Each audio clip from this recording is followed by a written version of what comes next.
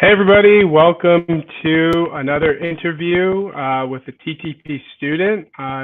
This is Yegor. We're here with Yegor, who Hi everyone, my name is Yegor. It's great to be with you. I think, I'm not sure I can hear you, Jeff, but yeah, so today we'll be spending some time discussing about my background and journey. Jeff, you're cutting in and out. I'm not sure if we're talking over each other. You see me. Give me 1 second. Yegor, you can keep doing an intro. Okay, I think we're back. Sure. So, all right, this should be we're good. back. All right. If I have any internet issues during this heat wave today, I'll move to a different location. So, as I was saying, Yegor is a TTP student, and he crushed the GMAT somewhat recently because he's already gotten into business school. He got a 750 with a Q48 and a verbal 46, which is really an amazing, impressive score, especially given his background, which you guys will hear all about shortly. And he was 6 for 6 in his applications, which means not only did he have an awesome GMAT score, but he has a really cool story, and he obviously displayed it well in his applications. And he will be headed to Stanford Business School in the fall. So he's super pumped about that. And so, yeah, I just want to welcome here. And Yegor, you could start by, telling us a little bit about yourself. And I think everyone would be happy to hear about that. Sure. Thank you, Jeff. So, yeah, super excited to be going to Stanford in September. Can't wait. I'm counting the days for that to happen. But maybe I can tell you guys a bit about my background. So I'm actually half Spanish, half Russian. So I was born in Spain and grew up in Europe for most of my life, actually. And so then English isn't my native language, right? Which I think is important, given what we're going to discuss a bit later. And then the cool part about my background is that I'm actually a middle school dropout, right? So yeah, you heard that right. I dropped out of middle school in 8th or 9th grade, which is definitely a very uncommon path. And besides that, I will, cover the intricacies of that a bit later, perhaps. But after 18 or 19, I was able to find a way to get admitted to a 4-year university. So I went to the Indiana University Kelley School of Business, and I studied business, did pretty well in school, and then spent 5 years working for DHL, the logistics company, sort of like yellow and red logo. I'm sure folks I know about it. Yeah. So then lived in the States and in Germany, in different countries in Europe, and maybe some more stuff about my background. So I was an internationally competitive Olympic weightlifter at some point back when I had some more hair on my head. This was like 8 years ago, maybe. I think no hair in weightlifting is a good look, but that's just my opinion. Yeah, I mean, I think I kind of traded the hair up here with the hair down here. So balances it out exactly. All right. So yeah, and then maybe just like very briefly, I'm also mentoring at an MIT-backed startup accelerator focusing in Eastern Europe. I lead a pro bono consultancy for startups, and I'm also quite involved in coaching and mentoring teenagers in weightlifting and kind of helping them in their transition towards college and beyond. So yeah, that's awesome. A bit about me. Okay, cool. Now, so what's interesting, if we're going back into, well, actually, why don't you tell us more about like your educational background? Because the whole, so basically, you dropped out. That'd be 8th grade, right? Between 8th and 9th, yeah. Okay, and then so there's obviously a ton of skills academically that you would see from 8th grade all the way through senior year. So tell me a little bit about that. I mean, did you basically just, tell me a little bit about all that. Sure. So yeah, there's a whole bunch of stuff that I just basically skipped. So while dropping out, I was working on my business. And there's some good reasons behind that. It's not like glamorous story as Mark Zuckerberg dropping out of Harvard by any means. It was more out of like necessity, I would say. But in any case, I was not doing any coursework in parallel, not in math, not in any type of subject. So I basically just jumped through these 4 years of education. And, that's actually, it was a bit of a challenge for me because even though I did well in college math, like calculus and all of this stuff. So like, once again, I did go to college, right? A lot of the fundamental math skills, like, triangles and like stuff that gets tested on the GMAT quite heavily, I never really studied in school, right? So I could roughly directionally understand a concept, but I didn't know all the tricks, and it wasn't really drilled down into me. And so then I think as I was looking to study for the GMAT, right, this was a big concern for me because I was like, wow, I know that the GMAT has a big component of math skills that are basically taken out of a couple of years of high school, right? Which I happened to skip. Yeah. So how can I overcome that? And it was a very difficult, let's say, moment for me to say, well, I'm going to need to do not just as much studying as everyone else, but probably even more, right, to overcome for that 4-year gap in my educational background.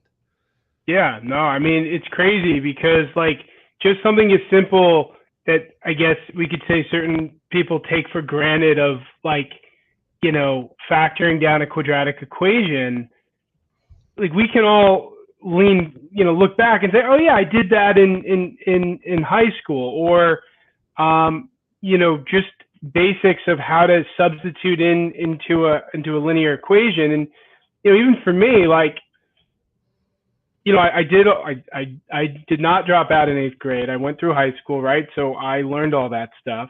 But then I went to a liberal arts school, and I did a couple of math classes, like similar to you, like calculus. I did a stats class.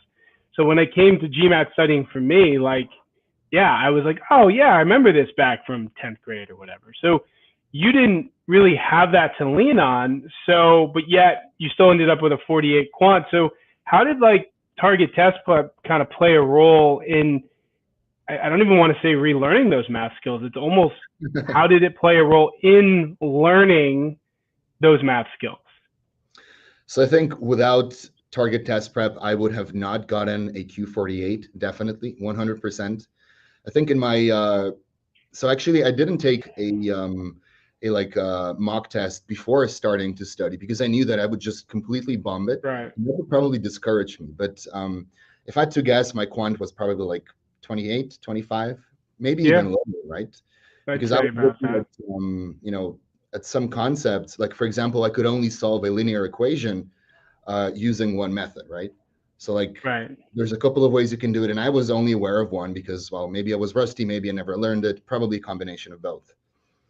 And so what TTP did really well is that it covered all of these quant concepts very well in terms of breadth, right? So it's very, it covers pretty much everything you need to learn from the quant side. But then it goes a step beyond and it takes you very deep into each concept, right? And this is particularly important, in my opinion, when you start getting into those 700 level questions, where it's less about kind of like, applying. It's about applying a concept, but you have to like sort of think it through and use a clever approach to solve the question, right? So it's not as straightforward.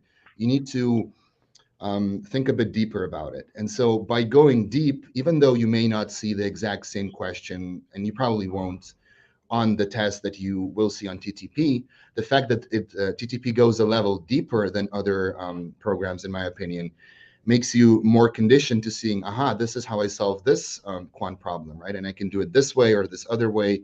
And so it really changes the way how you approach the quant part of the GMAT, in my opinion. Yeah, no, and definitely we've heard that before. Obviously, with your story being so unique because, these are skills you actually just had to learn for the first time. A lot of people maybe struggled in high school or have to relearn stuff, but you're right. I mean, the good news is it's not rocket science in the sense that, like, yeah, you need to understand those baseline foundational skills, which you learned, and then you have to be able to recognize what's being asked and then apply those skills quickly and Exactly. efficiently. And yeah, I mean, that's what our course gives you through kind of bite-sized pieces, and then leading to our chapter tests, which are broken down by easy, medium, hard, and then giving you the ability to go back to chapters, rinse and repeat. So yeah, I mean, it sounds like too, based on what you're telling me, that you made sure to kind of follow our study plan from beginning to end, right? As it relates to, you know, verbal and quant. Absolutely, yeah. So for quant, I basically started from the very beginning, chapter 0, and I just kind of worked my way through it. And I did it as prescribed and as recommended by the team at TTP. Right. And frankly, I loved it because it was very well structured, right? Concepts would build on one another. And whereas like other programs, they would be like a bit more haphazard and stuff, or not go as deep.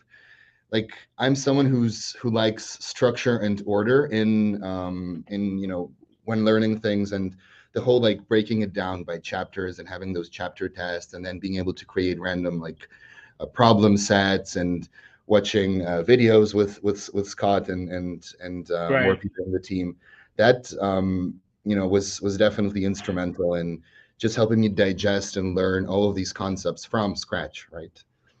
And one thing Yeah. that I will add maybe is that I wasn't bad at math. So like at mental math, right? I could divide and Right. multiply in my head pretty fast. But then I was just lacking the core skills of like, how do you know, sort of like do this or do that, right? And that's, I think, what TTP was able to cover very well.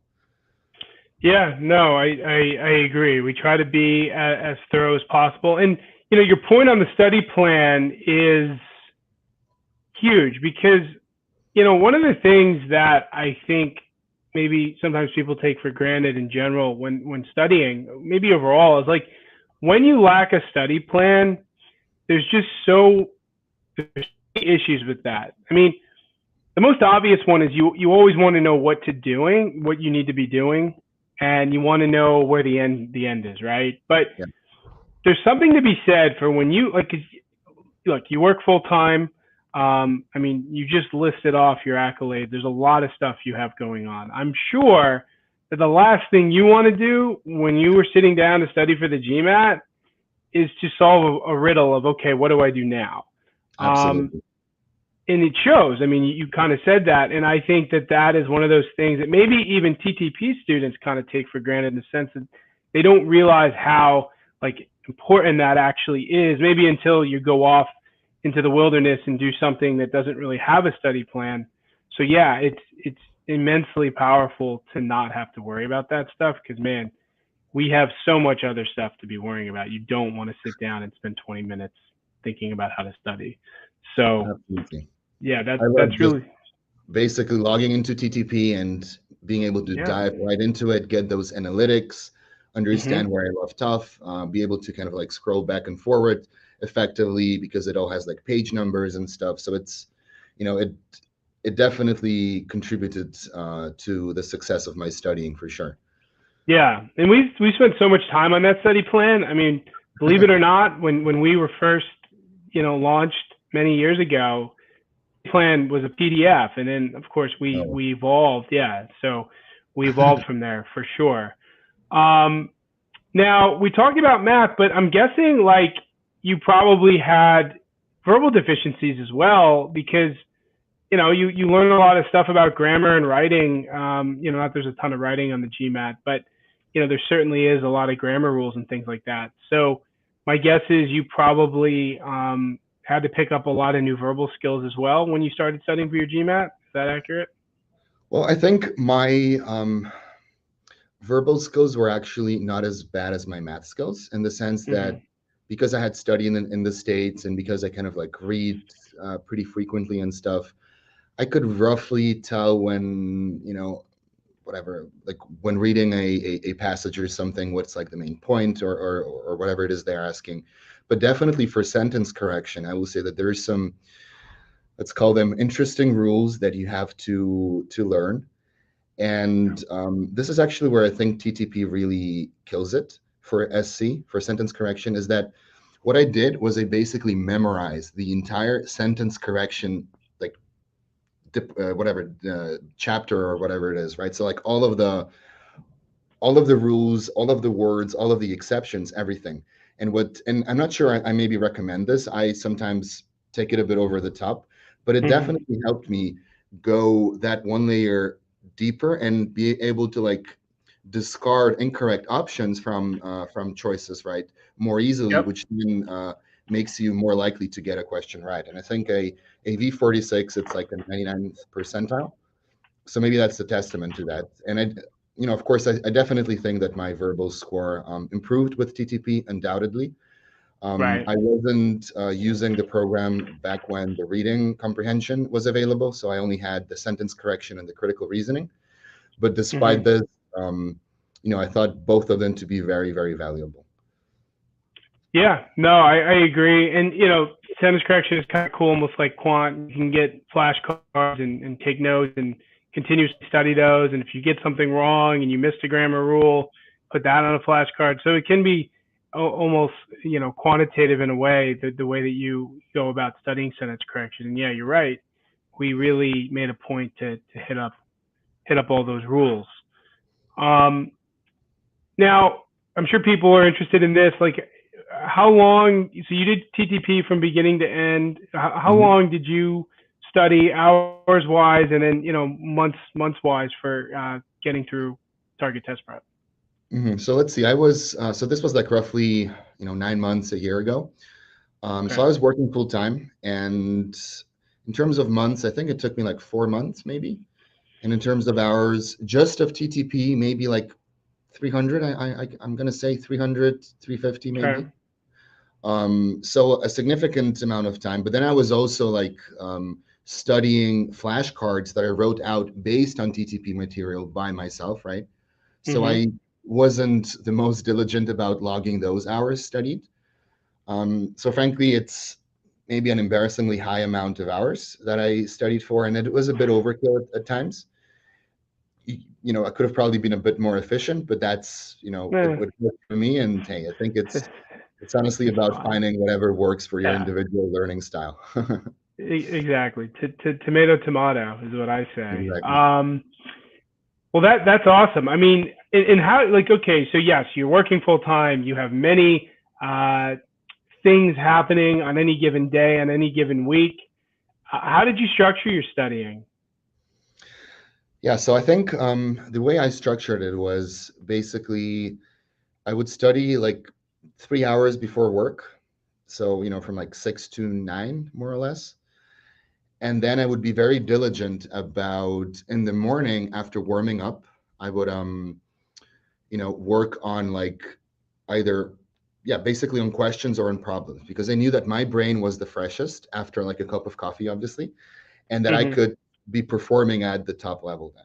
Because after a long day of work, my brain is just it just wasn't as sharp, right? Yeah. And so then after work, what I would do is that because I wasn't as sharp, but yet I could still learn something, I would then focus on just reading and making notes.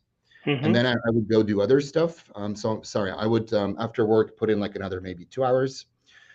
Oh, wow. And this varies, depends on the day. Yeah, I would put in a Right. lot of work. That's impressive. So about Yeah, 5 hours on a given weekday, some days? on average, yeah, and sometimes life gets in the way, so then you just Yeah, kind of of course. adjust.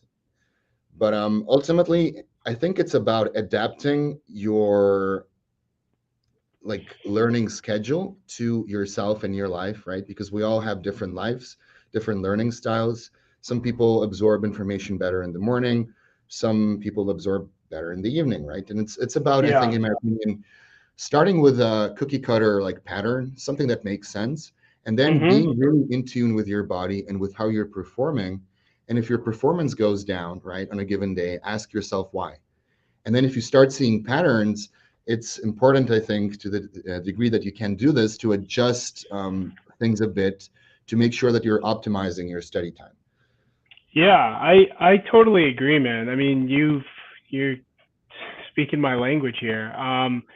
First and foremost, I think if you can get up early and get your studying out of the way, I say go for it. I mean, 6 to 9 is nice that you had that. I mean, some people start work at 8, so maybe Yeah. you can't. But yeah, you can't be afraid to do things that maybe you weren't doing previously, right? Or if you have to study later. Some people have kids, for example, right? So you probably can't get up in the morning and study, but maybe you do better when the kids are in bed and you're studying late at night. So yeah, you just got to really kind of jam out when you can and make sure that the schedule fits you. And you're right, you can come up with a pattern or a something that you think works, but right, you got to trust your body. You got to avoid burnout, and it doesn't have to be the same every day. As you said, life can get in the way. So if one day you can do 5 hours, the next day you can only do 2, as long That's as you're okay. putting in the time, right, and hitting that weekly goal that you set for yourself, I think that's what matters. So yeah, Yeah, I that's think definitely putting in quality time, right? Not yes. just raw numbers and stuff. You got to make sure that every minute that you're doing prep, that you're there in the zone and that you're fully committed, right? I've seen Mhm. this with lots of my friends. They kind of put in the hours, but they're just like texting or on Instagram or something. And then they're, chained to the desk studying, and yet they're not Right. getting a lot out of it. And so then it adds up.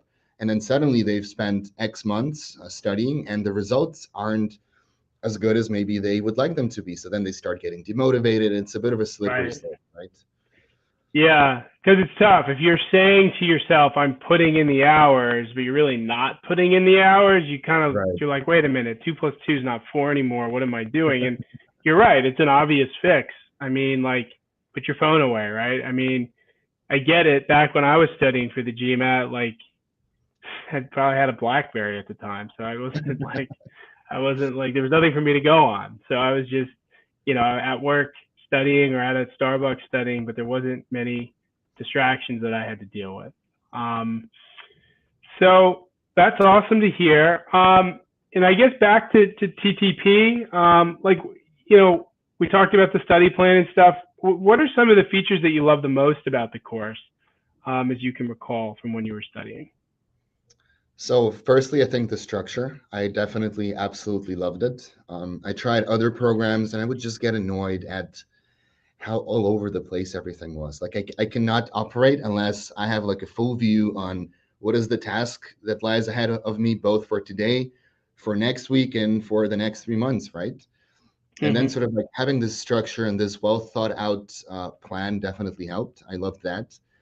I loved the ability to make, these like problem sets based on like problem difficulty level, quant or verbal, select chapters. That stuff was really neat because Right. at some point you start seeing patterns in weak areas, right? And if you know that you're maybe a bit weak in this topic, what happens is that if you don't like do the problem or sort of like repeat those problems periodically, right? So let's say like once a week or once every 2 weeks or once every 3 weeks or whatever, you're going to forget. So Yeah. it's I think I use those very much to stay on top of my game, stay fresh from all the concepts I learned, right? And that was definitely a big advantage of TTP. And then lastly, I just love the overall quality of the entire program, really. I mean, of course, I knew that if I'm going to spend hundreds of hours of my time studying, I better find the program that's going to enable me to get the most out of my hours, right? And so I looked at a couple of programs, and I knew TTP had good reviews, but I thought, well, let me check out the others, right? And frankly, they didn't even come close. And Mm-hmm. even while I tried like combining TTP with the others, it was even like haphazard and stuff. Just sticking to TTP worked the best for me. And then I will say though that like towards the end, I started doing OG questions, but that's basically at the recommendation of TTP anyway. So I was basically just sticking to the plan. Yeah, and that actually answers Ryan's question. He asked, "What courses, resources did you use?" So basically, target test prep and the OG. And yeah, basically for students who want extra practice, we'll say, look, there's no problems with going to the OG and building, say, 10-question problem sets, setting a timer. So, what that does is it's meaningful because it's at the end of the learning phase of TTP where you should have few and far between knowledge gaps. So when you do get questions wrong, it's meaningful to say, okay, well, wait a minute, I got a percent grader question wrong. well, what could be the reason? I did percent grader and TTP. Let me maybe go back to those notes or that lesson and see what maybe skills are lacking if you find any gaps. So yeah, no, definitely. And regarding what you mentioned with the mixed sets, obviously for those who are wondering the technical term, those are from the custom test page or custom test feature where we have the dashboard where you can kind of build those custom tests. So yeah, that is super cool, and we recommend that at the end of your studying as well. And someone just asked a question that I was going to ask you, basically, I think almost word for word, which is interesting, and this is a general question, but what advice would you give to people who are either A, studying for the GMAT currently, or B, thinking about jumping into their studying for the GMAT based on your experience? Yeah, so let's start with A, people studying for the GMAT currently. The advice that I would give people is that, make sure to stay razor focused and razor sharp, right? It's a grind. It sucks. It's hard. I don't know many people that like studying for the GMAT, but you Yeah, have to do it, right? Because right. it's such an Mm-hmm. enabler for getting that master's or that MBA, which in Yeah. turn is gonna be a stepping stone towards, a ton of cool stuff happening for your life, for those around you, opportunities, right? So think of it as just something you have to get out of the way, but something important, right? Because it's not just a test; it's a test that enables you to get access once again to these programs, which basically change your life in many ways. And if you keep the big picture in mind, if you just don't focus on the score, but rather focus on the why am I studying for the GMAT in the first place, right? That can Yep. sort of like help you stay motivated. That's the first thing. The second thing is, again, be very intentional about getting quality study time. So don't just sit there, and not pay attention and get problems wrong. It's probably better to get like 1 hour of razor focused study time than like 2 hours of just texting, basically, right? Right. And then you're gonna have one free hour to, go do stuff that's also helping you study because it's actually helping you like relax and take a break, which Mm-hmm. is also important, right? It's not all about Yep. it's about balancing work with recovering from work. I Right. like to draw like lots of parallels between sport and studying for the GMAT. Tons. Tons. It's basically it's some the way I like to approach it is basically it's like a math formula, and you can tinker around with variables and how you study, and that gives you a different result or a different number. Mm-hmm. So anyway, and then the third piece of advice for that A question was just don't get discouraged, right? I was very close to just dropping the towel and saying, screw this, it's too much. Like I have so much going on. I'm not even sure that if I get the GMAT, like, what schools are gonna, you know, they're gonna look at my story and be like a middle school dropout. What the hell, a GED, right? And Mm-hmm. for the non-US audience, a GED is like a general equivalency diploma, which is basically a high school equivalency diploma, and it's something that you take or it's like an exam that you pass when you've dropped out of high school, and yet you want to kind of like get back into the Yeah. system or whatnot, but it's like an equivalent high school degree, but it's not seen as extremely prestigious, right? Right. I was unsure about myself at many points, and I'm so glad that I just didn't quit, um, because it definitely paid dividends, and it's paying dividends. Yeah. And No. Oh, keep going. sorry, Sorry. I was going to answer question B, but maybe you have some stuff to add, Jeff, for question A. Oh, well, again, you keep saying a lot of the things that I normally say. It's funny. A lot of the things I say, like we just actually did a video on how to stay motivated for the GMAT quite recently, and you touched on a lot of things. Enjoying what you're doing when you're studying, making sure you're taking the necessary breaks, understanding what the purpose of all of this is. Like, I mean, you said it perfectly. Like, yeah, we probably don't want to be studying for the GMAT in general. Like in a vacuum, okay, I can go to happy hour, I can hang out with friends, I can go to a movie, like whatever, or I can study for the GMAT. And it's like, well, okay, well, I guess I'm going to study for the GMAT because I have to. But if you can see the light at the end of the tunnel or the pot of gold at the end of the rainbow, and yes, understand why you're doing it. In your case, I mean, getting into an awesome business school,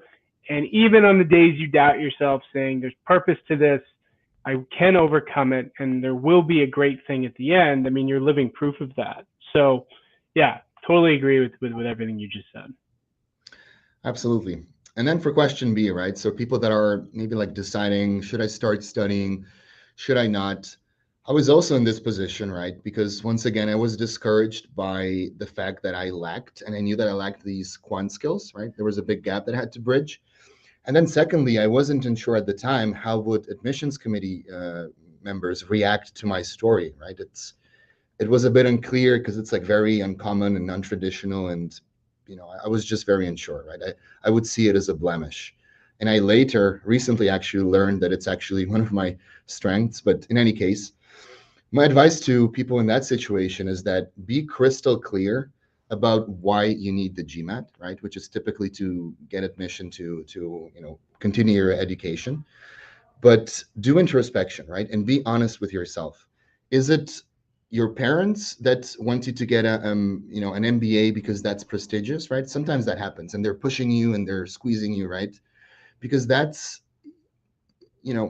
it's going to be very hard to draw motivation if it's someone else who's pushing you into this direction, right? So even though your parents could be supportive of it, and hopefully they are, or whatever the situation may be, ultimately it has to make sense to you, and you have to sort of like be honest with yourself and think, okay, what is my option space? What does an MBA or a master's give me? What opportunities? What are my chances of success? And I will say, do not self-select yourself out, because I was very close to doing that. And, I would have never expected to be admitted to all these wonderful business schools. So do introspection, be crystal clear about why you're doing the MBA. Make sure that it's not, society pressuring you because it's prestigious to go to, an Ivy League school. You're doing it for yourself, firstly, right? And then for your impact onto others as well. Yeah. And then I think once you're crystal clear on that, and once you know that, yes, you want to do this and you want it because it's something that, will develop you as a person and whatnot, then that's going to give you enough motivation to really hopefully power through the GMAT and go for it, right? And tackle it. And then secondly, for those applicants that maybe come from, either non-traditional backgrounds or have somewhat of a blemish on their record, right? I think I would like to emphasize the power of telling a story. And just so it happens, I applied to a couple of other business schools as well, which I was also fortunate enough to be admitted to. But I found that sort of like at Harvard and at Stanford, because they give you the space to tell your story, I was actually,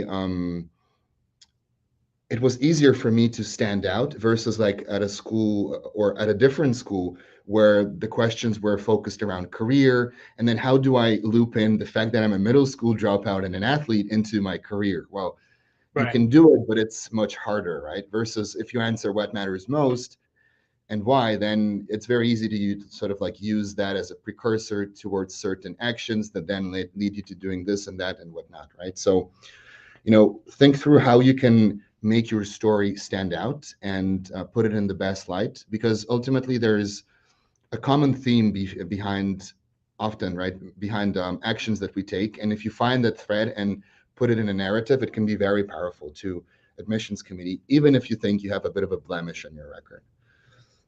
Yeah, that makes sense. I mean, kind of hitting something head on, and you're not talking about the optional essay. You're probably talking about your essays as a whole, right? Exactly. Yeah.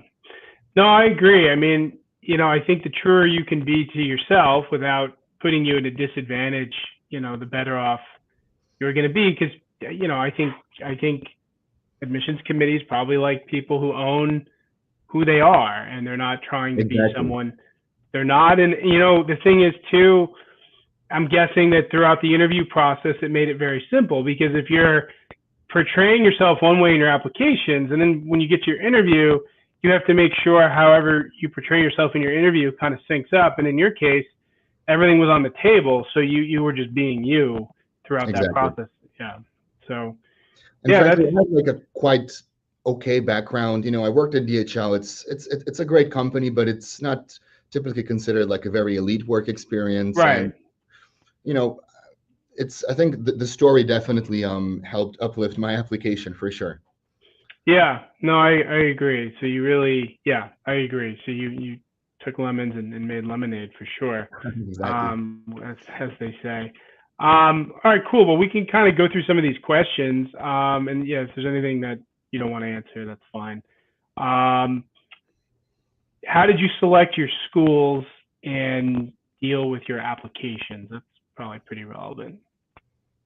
So how did I select my schools? Well,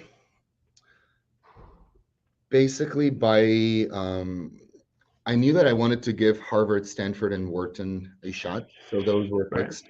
And then for the other three schools that I applied to, it was basically a combination of if I were to, or like what would be my post MBA goals, and how do those schools prepare me for those goals, and do they place better in this industry or in this other industry, right? Mm-hmm. Geography and whatnot. So, I didn't do anything special. Now I realize that when people say make sure there is a cultural fit, this is super Right. important, because I actually learned that at one of the schools that I applied to, I wasn't very much a fit. And in retrospect, maybe I would have chosen not to go with it, right? And so whether you understand if a school is a fit for you or not really depends on just talking to people, right? And then you kind of talking to people, asking the right questions, and comparing how things are done at one program versus the other. And Right. it's not a discussion about good or bad. It's a discussion of, focuses on one thing or the other thing, right? And there's Right. um, a good option for any type of profile, in my opinion. Did you visit these schools, or was it more about reaching out to alumni or current students, or both? So I did not visit these schools. I was living in Europe at the time, Oh, and I think it was with COVID. I think campus visits were not even oh allowed. yeah, Um, COVID. but I Yeah, of definitely course. did a lot of research, watched videos, looked at how they structure their curriculum, and Hmm. how the admissions team interact with students, because that oftentimes is a bit of a proxy towards how they do other things, right? Yeah.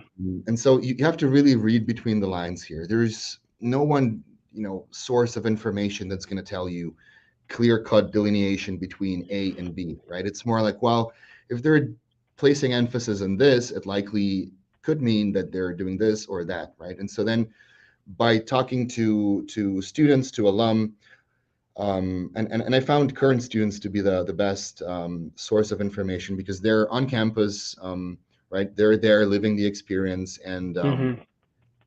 I found that alums sometimes would have already like forgotten about Yeah. stuff and whatnot. Right. So yeah, it was mostly with outreach to current students, especially second years. I think as a first year, if you're going for like round one, that person likely has only been on campus for like a couple of months, so it's a Right.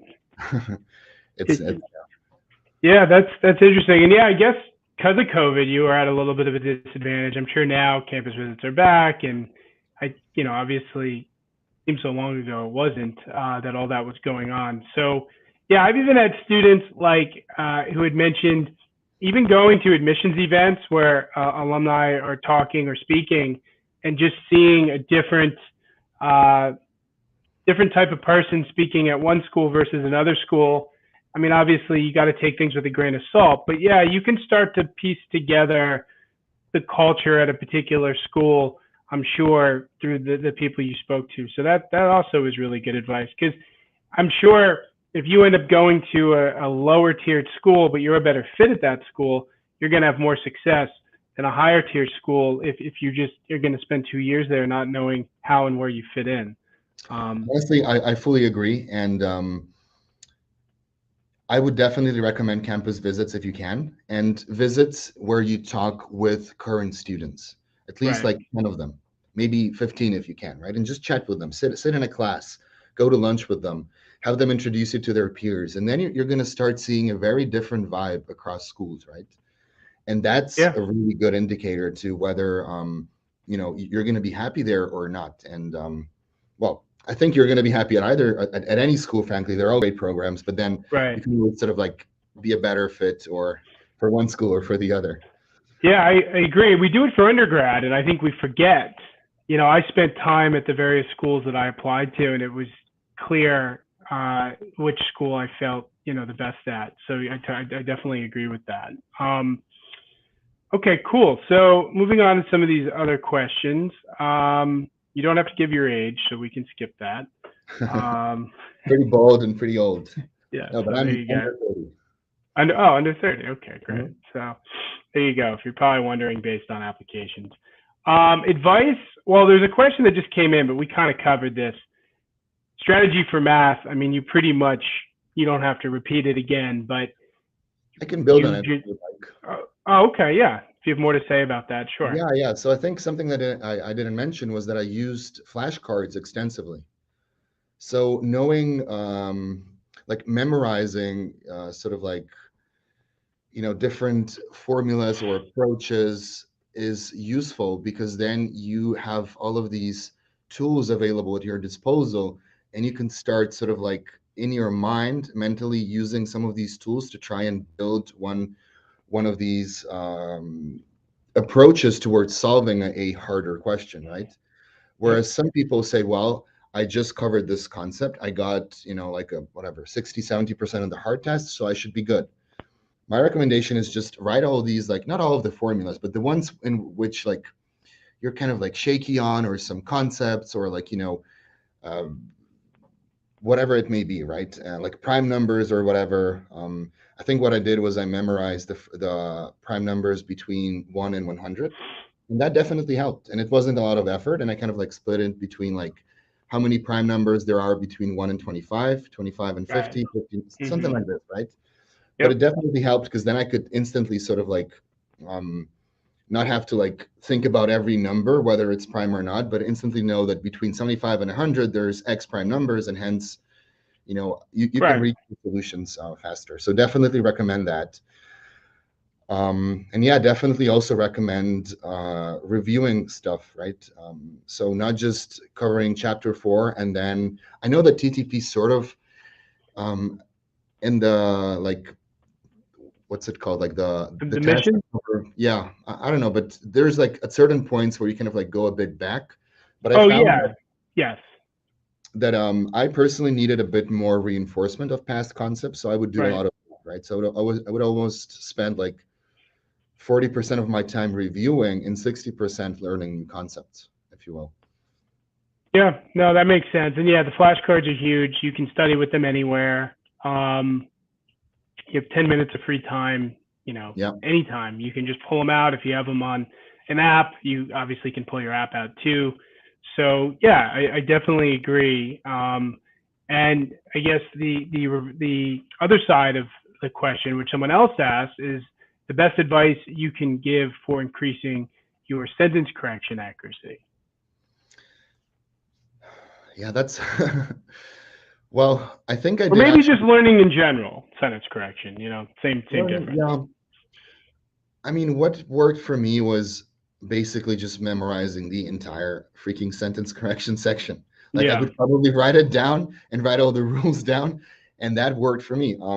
Whether it's an optimal approach, I don't know, frankly, but I found that if I knew, like, you know, the list of words that would precede or whatever, like a certain structure or whatnot, then I could faster, as I mentioned before, reach you know, conclusions about an option and strike them out, right? And then, like, I'll be honest, during the test, I was like, I have no clue what's going on.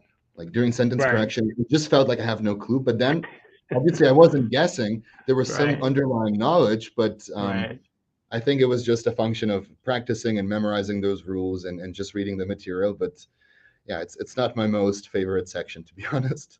Yeah, and the test will do that to you. You'll feel like you're doing, same with math, but you know, you actually are doing well. And the reason why things seem like they're making sense is because you're seeing harder stuff, and you just got to trust, like, look, I put in the time, I do know my stuff. And in fact, that leads me to the next question, which is what were your, so you got a 750 on the GMAT, 48 quant, 46 verbal. What were your official mock scores like? The ones that you took at the end of the course prior to your GMAT, if you remember. I think 750 and 760.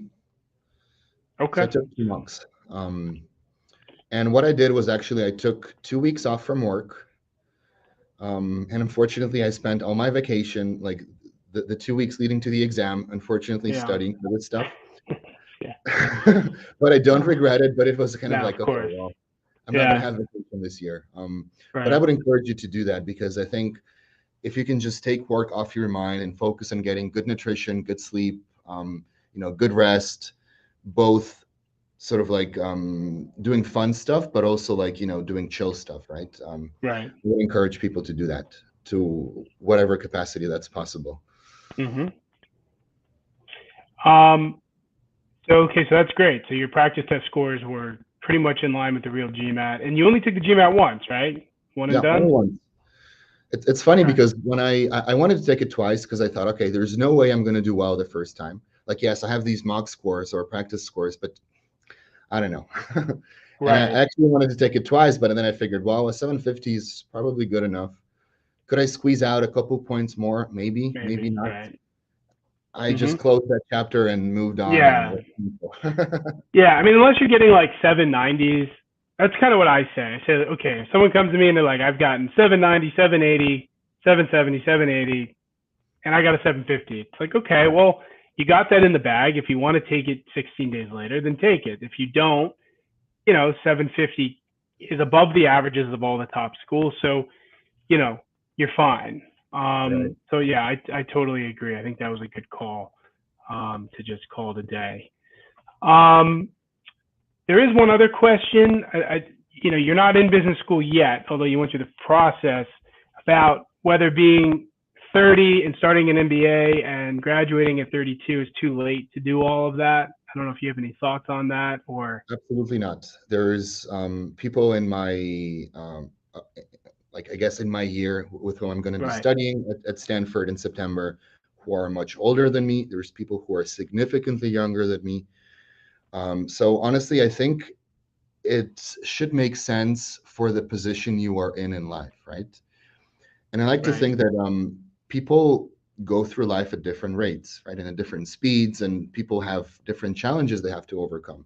And so if it just so happens that, you're basically at a point where you think an MBA would really allow you to do an important career pivot or move geographies or add some kind of significant value, it doesn't matter if you're 30 or 35, right? As long as there's let's say as long as there's an ROI on it, and as long as it makes sense within your broader career narrative, right? Exactly. Same thing as some people who take it after or who enroll after 2.5 or 3 years of experience. There's also a good narrative for that. And, some people say, yeah, but maybe you need some more work experience. Well, it depends on the individual, right? I wouldn't get caught up on the age. I think unless you're significantly older than 30, then at that point is when age starts maybe factoring in a bit more into the admissions decision, and they're going to challenge around why not do an executive MBA, right? But if you're 30, I mean, you're absolutely fine. Do not be discouraged about that, and you should definitely go for it. That's my advice. Yeah, I agree. I think if your story makes sense and you're not 39, you're probably fine. So good. Yeah, that's very good advice. All right. Well, I think that kind of wraps up. I don't see any more questions that we haven't really gotten to. So this was great. Do you have any closing thoughts for anyone, studying the GMAT? Any last minute stuff worth noting here? Yeah, I mean, maybe, a couple of general thoughts. Well, actually, first, I would like to just briefly elaborate on how did I get into university despite not having a high school degree, right? Typically with the GED, you cannot apply, you're not going to get into a 4-year university. And the way I did this was that, so picture this, I was 18 or 19, living in Europe at the time, and I knew that, okay, I don't have a middle school degree, don't have a high school degree, I need to do something about that. But if I had stayed in Europe, I would have graduated from undergrad at age 27. because I would have to go through like the entire 4 years sequentially, right? Right. Which was a significant time investment, and frankly, it didn't. Yeah, I wasn't the biggest fan of it, and so I Right. started looking for alternatives, and I figured out that if I take a GED, once again, it's this high school equivalency diploma in the States, I could be allowed to, or I could enroll in a community college, which is basically, think of it as like between high school and college, right? So like Right. Yep. you can get Yeah. like 2-year degrees typically from them. Mm-hmm. So I could apply and get my visa from a community college, but actually take most of my classes at the 4-year university. And then after Right. 1 or 2 or 3 semesters, you can transfer into the 4-year university. And then you're good. And then all it says on your diploma is 4-year university, right? Yep. So yeah, maybe if folks here have like younger brothers or sisters who are in similar situations, I encourage them to be creative about stuff like this, because where there is a will, there is a way.